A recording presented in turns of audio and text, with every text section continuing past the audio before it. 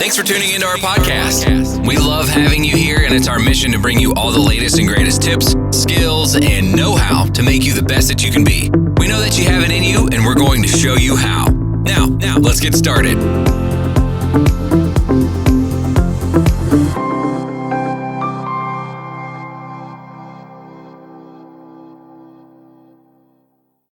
What's up, guys? Welcome to the Best You Nation. It's your boy Finn and your boy Adler. What's up? And we are here today, and we welcome you to our show. Adler, take it away. Take it away, bro. I need for you guys, because first of all, this is season 3, and we've been doing this for the last 6-7 months, something like along the lines of that. But I need you guys to like, share, and subscribe in the plethora of different ways. That's the word of the day, plethora of different ways to support us, your boys, Finn and Adler. So yes, you can. So how do I do that? How can I do this? You can support us on the Best You Nation over on our YouTube channel. The Best You Nation, if you look at Apple Podcasts. The Best You Nation, if you look at Google Podcasts. The Best You Nation, if you look at Spotify. The Best You Nation, you just look us up. If you say, hey, Alexa, play The Best You Nation by Finn and Adler, which we're on there. You can do it, definitely. Alexa knows us. And I don't know. And so does Siri. Siri knows us too?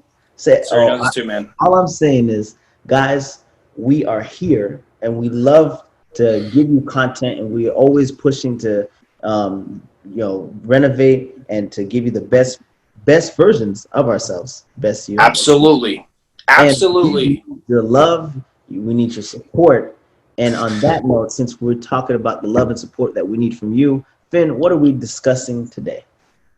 Well, Adler, we're talking about something, again, that's universally done every single day for generations and thousands of years. So I have a very good feeling about this topic today. I think this is really going to take everybody home and really just kind of rejuvenate an aspect of being human. So I'm going to start out this podcast with a question for you. Are you ready? What is love? Baby, don't hurt me. Oh, yeah. Oh, yeah. What? You guys didn't think? I'm not doing it for 10 hours like on that YouTube video with, what is it? Who does that, by the way? No, not Steve Carell. Jim Carrey. That was a pretty, it's Jim Carrey. It's not Jim Carrey at all. Dude, I swear, Jim Carrey's on the video, man. Will Ferrell, not at the Roxbury.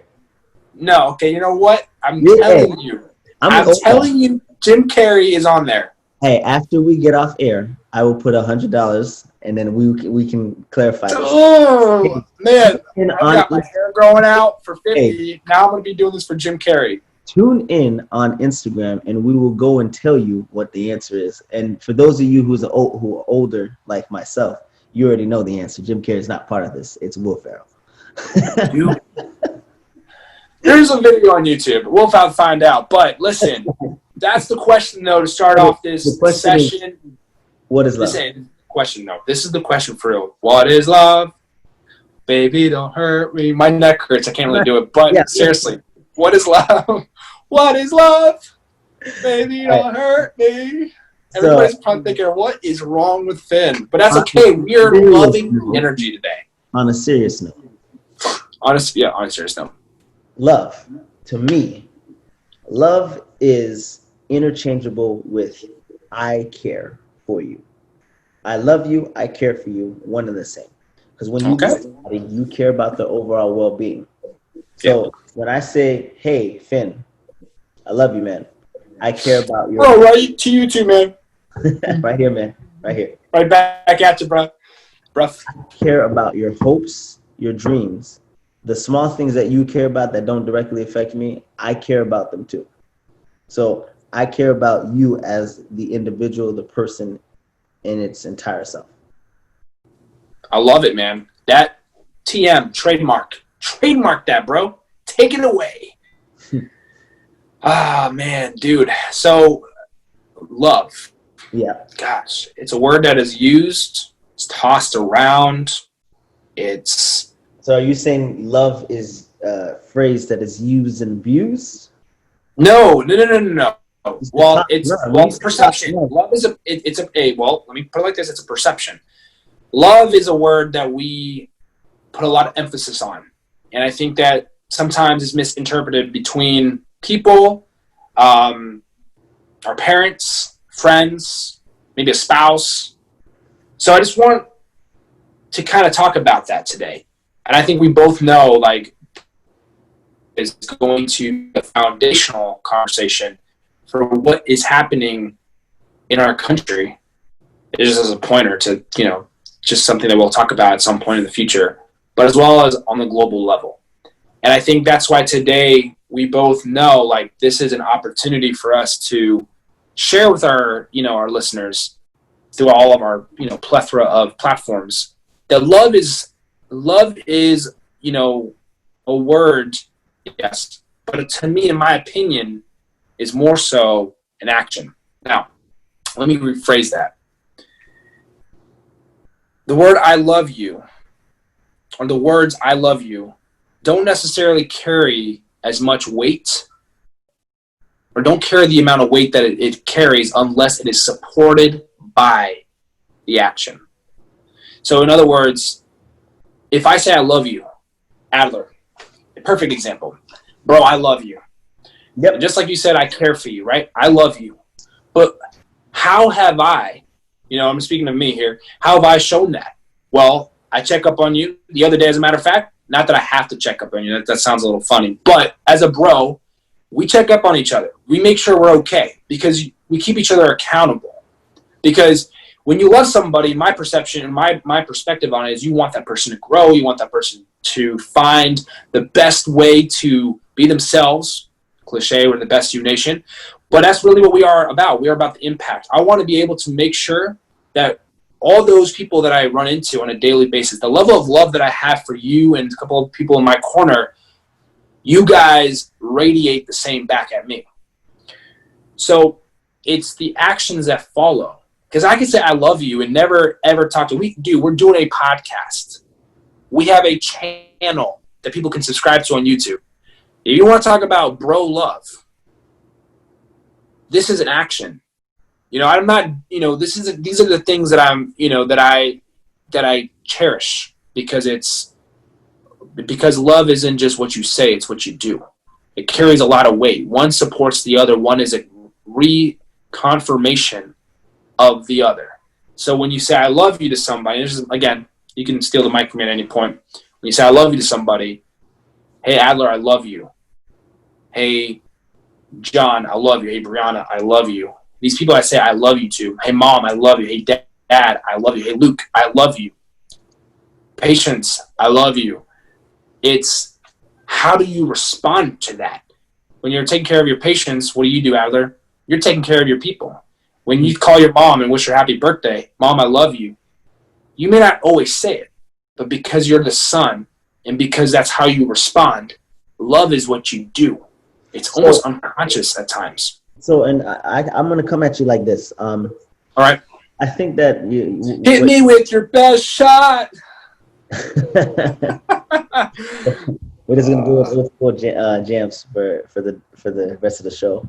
Yeah. For the rest of the show. Oh. No, but seriously though, like when you say, all right, I agree with you to a certain extent, right? Love is action, because when you love somebody, you should be able to not necessarily prove it, but it's supported with the things that you do.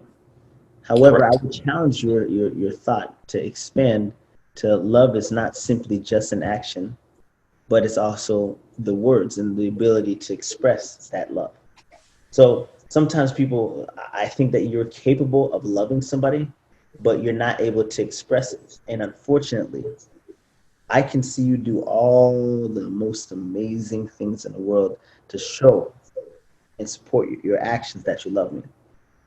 But for certain people, not necessarily me, but for certain people, unless you actually verbalize, you say, hey, look, Finn, I love you, man. I know that, I listen to a lot of the problems that you might, want to vent about, or your dreams, your aspirations, and I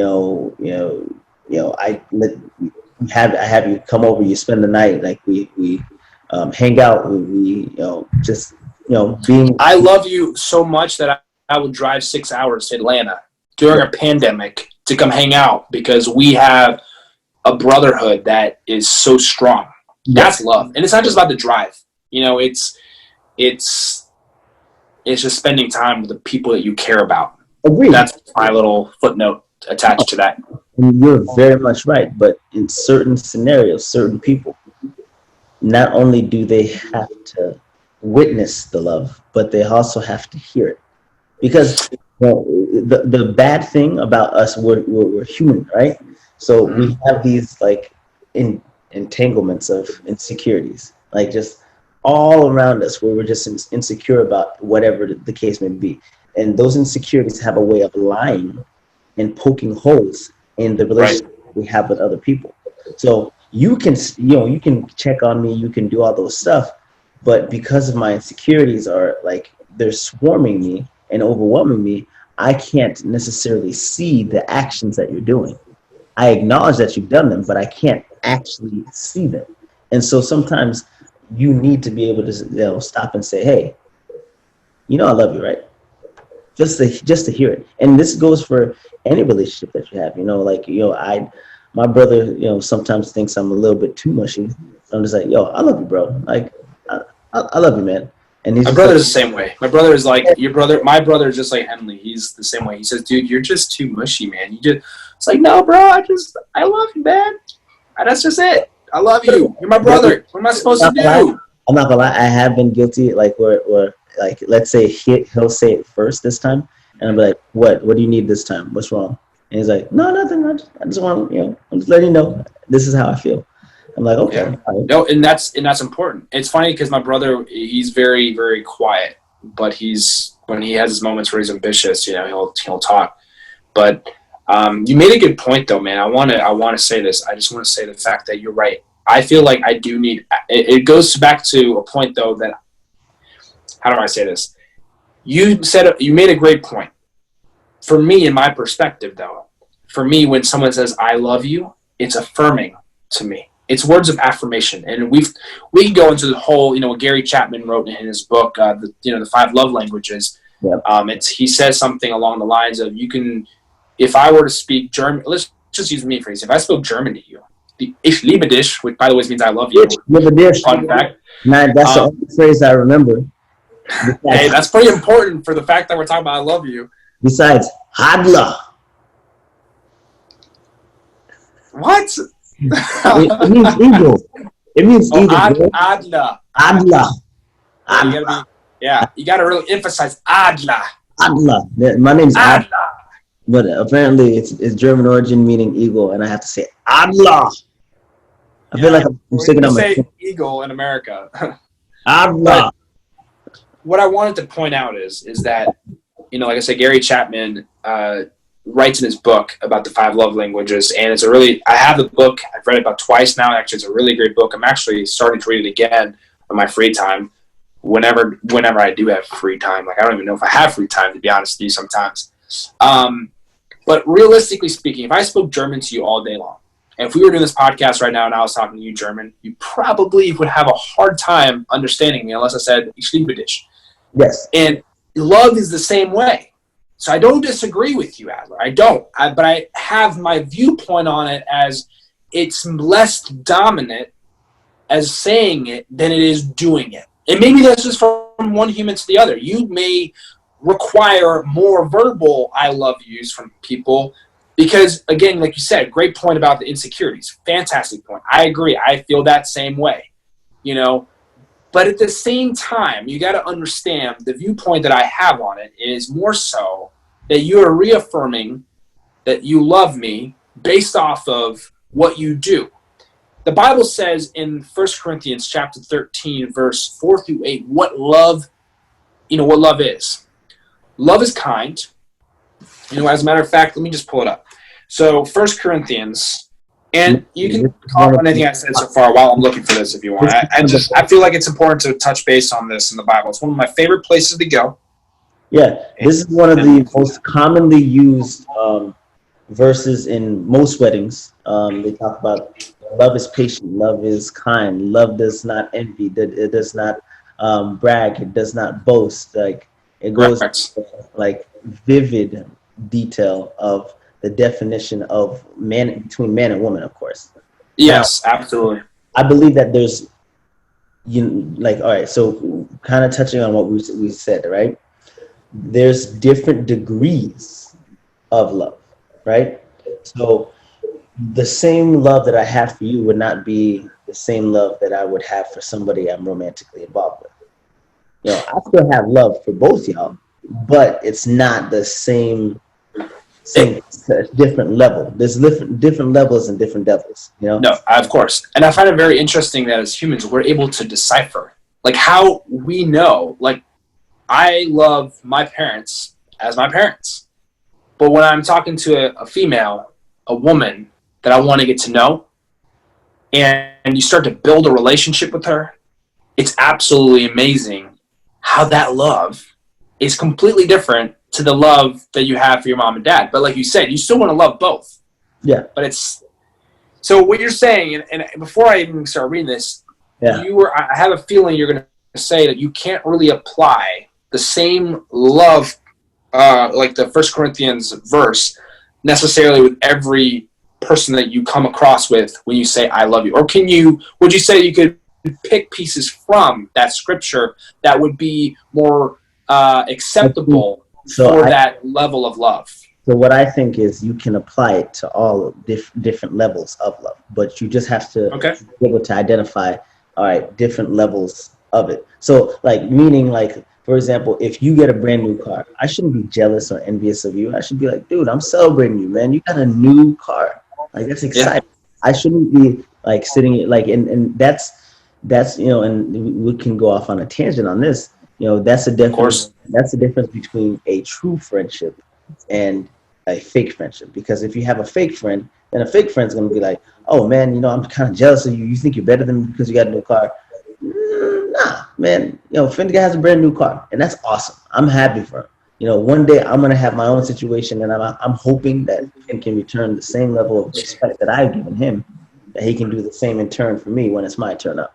Well, it's more so about being grateful and being appreciative for the fact that your friend that you have such a strong brotherhood or sisterhood with is able to accomplish things. It's kind of like when you're playing dodgeball.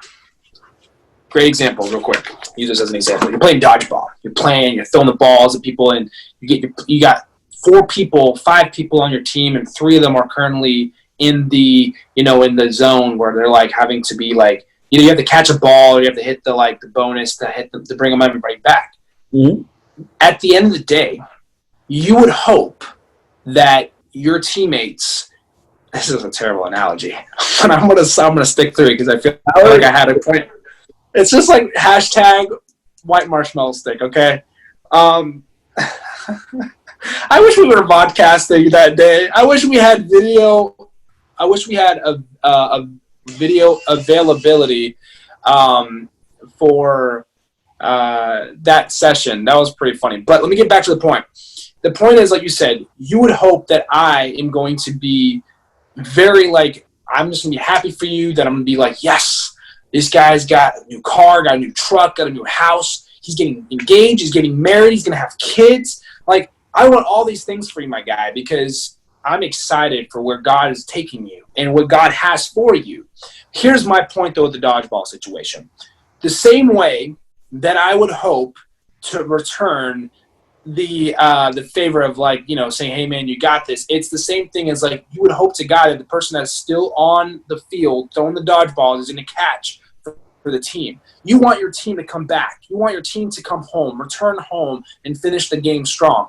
You would hope that anybody that has been on your team or in your corner is also rooting you on, because those people who are in the zone are really rooting you on to come back, to get back in the game. But it's your job, it's your mission to catch and to bring back these people who are out waiting to come back. Probably not the best analogy, not the best example, but I had a thought in my mind, and I guess sometimes it transpires to something else. But at the end of the day, it's about you want your sheep to come back home to your place. You want your family to make it safely back home. That's why, I tell you, I tell Brianna, I tell John, you guys are my three people in my corner. I love everybody, but the relationship, the friendship, the brotherhood, sisterhood that I have with all of you guys is dear to heart to me. And I just want that to be known, because you don't need 7,000 friends. I just want to make this clear. You don't need 7,000 friends to make you somebody, because a lot of times those are only 2.5 inches deep. Yeah. Well, Love is not measured by how far across you are. It's measured by how deep you are in that friendship, in that relationship, in the love that you have for people. So at the end of the day, that's just kind of like where I approach it. And yeah, there's a huge factor that we kind of need to touch on. So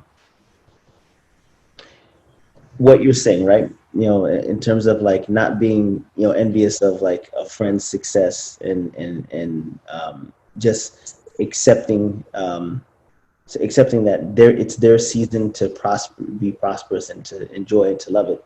But I think the hugest factor that we kind of have to touch on is you can't expect to love someone if you don't know how to love yourself.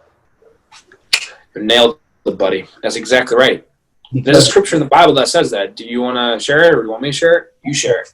It's your point. No, you go. No, you brought it up. Go ahead. Rock, paper, scissors. It's all you. I'm deferring. Rock, paper, scissors. I love you, Finn. You got it. Okay, fine. The Bible says, love your neighbor as yourself. Now, the reason why that is so hard to understand sometimes for people is because they hear love your neighbor first before they hear yourself. But it's kind of like, in order to make pasta, you got to boil noodles. So you have to boil noodles first and then make the pasta. But in order to love your neighbor, you have to first love yourself. So it's kind of like one of those, like, you have to, it's backwards, but it's not. It's it's written grammatically that way. So for those of you that don't cook, you have to love and know yourself. When you love and you know who you are, then you can generate and you can extend that same level of love. So Finn, the reason why I'm able to say I love you as my friend, like my buddy, my pal, is because I know that I love myself. And the same level of treatment that I would treat myself, I would treat you, and I would expect about the same exact result. Exactly. I know, 100%. I actually have a note here that you just mentioned it, kind of tagged on it. Generosity is the byproduct of love. Generosity or giving is the byproduct of love. It's something that has to be, it's built off of the idea of love. Okay, so I'm going to say the same thing for you. The reason why I can say I love you to you, because you're my buddy, you're my brother, you're my pal, you're my mentor. And I say mentor because, yes, there is, I don't want to say a significant age difference because I don't want you to feel old, but you have been in my shoes. You've worn my pair of shoes already. And the next pair of shoes that I wear, you've been there before too. And it's always going to be that way. So do I look up to you? Absolutely. Do I look at you as an older brother when it comes down to things that I need to figure out? Yes. But do we also have that friendship where we can sit here on a podcast and talk about things to help people and impact people? Absolutely. That's the coolest thing about this. And so generosity is the byproduct of love. It's the willingness. How much can you give before someone starts to give back? See, when it's just like you said, it's a willy-nilly kind of situation. Fake friends, and I'm going to be honest with you, I was one at one point. I was like the fake guy because I wanted to be popular. I wanted to hang out with people just because. But when I broke free and I had a breakthrough, and that's, a whole different conversation for a whole other day, I also had fake friends. And they would always be, they weren't willing to give back or to give out. And I never really was the type of person to expect. And that is where love and like and lust, which is a whole other conversation for another day, but I'm just bringing up some topics because I know we have a season full of adventure. Yep. It's going to be amazing. We're going to be talking about things in our own nation. We're going to be talking about things within our relationships. I want to do like a relationship seminar kind of with roundtable discussions. I want to see if maybe we can squeeze in maybe like 1 or 2 episodes like that. I think that we really, really, really, really are practicing what we are teaching. And it's because we are two guys who have been on the walks of our lives. We have experienced things in a similar manner, and we both have similar interests, but we also can disagree to agree, or agree to disagree, other way around. Disagree to disagree. If you disagree to agree, that would be a little bit weird. Yeah. But we have such an approach on our life, because I think a part of it, and a big chunk of it, if you could attest for this, is that we are, well, I shouldn't say it's because of this, because we've always loved. We work in a job setting, in an environment where it requires us to give and to love, and like you said, to care, because that's what is required of all of our healthcare workers. So just a shout out to all the nurses, doctors, PAs, everybody, EMTs, paramedics. Shout out to you guys. Keep it up, guys.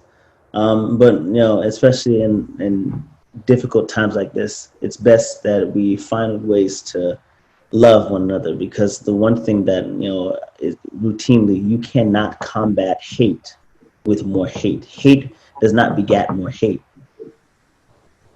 Love is the only way to combat hate. So, correct. Well, that's exactly. But people? What would you? Okay, let me rephrase this. If there's anything that someone's going to leave with today, listening to us tonight, how can our listeners, or an individual listener that might be struggling right now, going through something, maybe know somebody that's going through something, if there's anything they can take away from tonight's discussion, Adler, how can people, instead of responding to pain with pain, what would be your motivational Monday material on the Best You Nation tonight? Yeah. For people to start, like you said, battle pain with love.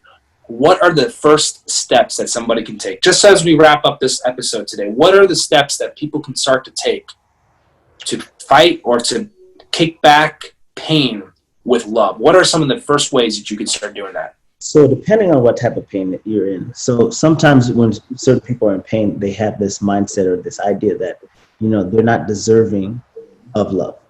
Mm. So, it falls back to, again, love yourself. And as long as you're able to find a way to love yourself, that same love, it should be able to be applied and inserted to the people around you. Because love is measured by the amount of, feeling or love that you can have around you, your circle, your surroundings. So for example, you have that love in your heart. So when you walk into work, people know Finn's here, because it's like, oh, it's a different atmosphere. You're able to touch people in different ways, verbally and non-verbally, just because of the person that you are. And I think that, it has to start from right here within. Learn to love yourself. Learn to accept that you have flaws and you're not perfect. But learn to love yourself, and from there, the love will continue to spread. Absolutely. As we close, I want to share a little testimony, because I will say, and I know I may have brought it up to you off air, but I actually want to share this with you as well as, with our listeners. This season, deep down inside of me, is actually attached to me emotionally. This season has got a huge chunk of me. Out of my 22 years of life that I've lived already, 14 of them were in a place where I was upset, angry, mad, fearful. I wasn't able to love. I didn't want to love. I couldn't give off love.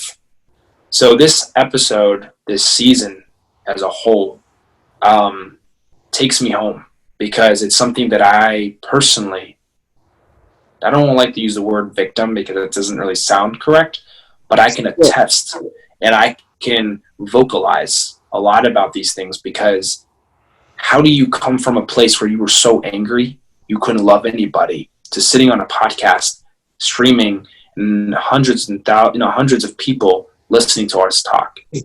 So my quick little testimony is that, I was adopted, and a lot of people know that. A lot of my close friends know that. A lot of people know that I am. I share that with people because I know at the end of the day it was a blessing. my biological mother loved me, and she loved me so much that she gave me the opportunity to be adopted, whether she knew it or not. But long term, and the long story short here, is that I did not find love until I sat down and was able to meditate and to focus on God. It was this very Bible that I was reading. I'm going to pull it over from my desk here. It's this very Bible that I started to read many years ago that actually the date in here it's January 6th of 2013. I got this Bible. I had this, but my pastor had this sitting in his office, and he decided, if you've been reading this is yours now.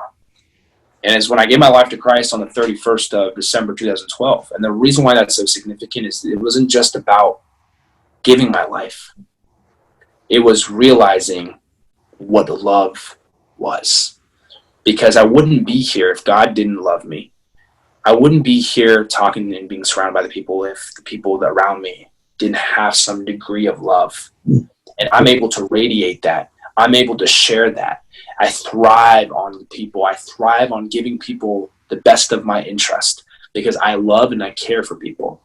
And Adler, when you were at a Popka working, like I said, before, you have the same exact, and I love that, you point me out and point you out too, because that's what we do. You are a leader on that unit. You loved your staff, but you loved your patients with your heart. You loved your staff with your heart. And even though you're not currently there working, God had a purpose and a mission for you to be there. And you left something that maybe people may or may not say or talk about. But I know that inside of them, you planted something for them to be reminded, because they always ask about you. They're constantly, how's Adler? How's the podcast? Love you guys' episode. Like, you guys are amazing. People miss that presence of who you are because you care, because you love, and you want people to have the impact that you had experienced when you were struggling and when you needed the breakthrough. So just wanted to share that out there with you, but also on here, just people knowing that you carry that vibe as well, that love. Hence the fact that you're not just stopping at where you are with being a nurse. You have a lot of other ambitions that for now, I'm sure you want to keep quiet, but you are on the road for more ambitions. When the time comes, you'll share it. I know you will. I'll disclose it on a future date. Well, I'm not going to expose mine yet either. I have about a month before I start something big. So, but Adler, man, listen, dude, I've really enjoyed our conversation today. Me too. And most importantly, I hope that everybody else enjoyed it and got a little insight on the love that that we want to not only have amongst our friends and family, but to the everyday man that you meet at Publix or Walmart or Kroger's or whatever. At Wawa, at the gas station pumping gas. Happened to me last week, just like that. Just talking to someone he was talking to me about his wife and how him and they're doing ministry. You never know. When you gotta be. This is the part about being the best you. You just go out and try new things. I used to be so timid and so afraid, and you've talked about this before, to go out and talk to people. Now it's just part of my life. It's part of what I do. It's part of if I live for that. If I'm not doing that, I don't know what I can't even sleep until 8 o'clock in the morning. I don't know what that is because I'm already up, knowing what I want to get done, striving, because I'm living the purpose that God has. And so we hope that this podcast is going to be the foundation for many people, whether you are vocalizing about it or you're talking about it with your friends, because I know some people are probably more private about it. Mm-hmm. We encourage you to vocalize about the podcast. I was sharing with this on Facebook Live the other day. I said, I challenge everybody to share this podcast with one person a week. Just one person. Have them subscribe. Doesn't cost anything, but be a part of a chain link reaction, as we call it. Be a part of something that's growing. So, anyways, guys, it's been awesome. It's been a pleasure to be here. Adler, dude, always love being on here with you, man. Just chit-chatting and talking. And I'm excited for what's next. Exactly. We'll see you guys next week. All right. See you on the next episode, guys.